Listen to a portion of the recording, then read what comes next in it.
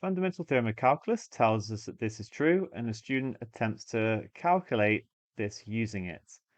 So let's see if they actually did it correctly by doing it the long way.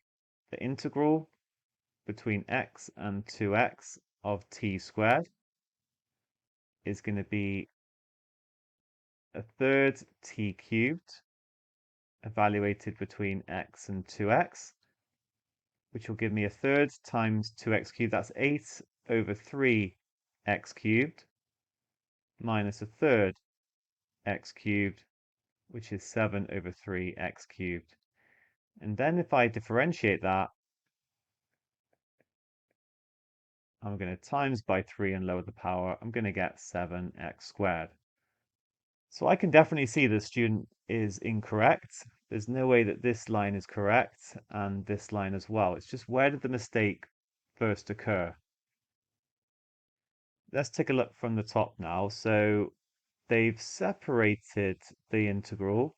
So it's between 0 and 2x and 0 and x. Actually, there's no problem in doing that. That is all right. And then they have used the fundamental theorem of calculus correctly. It looks exactly like this, but with f of t replaced by t squared. And then they've got themselves x squared as a result. So that is okay. But what about line 3?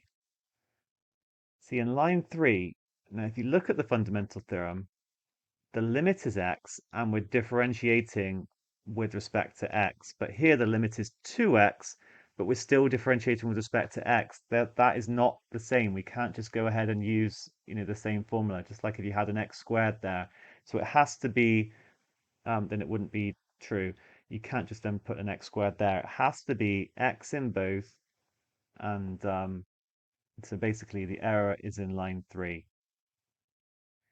It actually turns out that when you have a 2x there, it's growing twice as quickly, and this should have become 2 times 2x squared, so 8x squared, and then it would have worked out.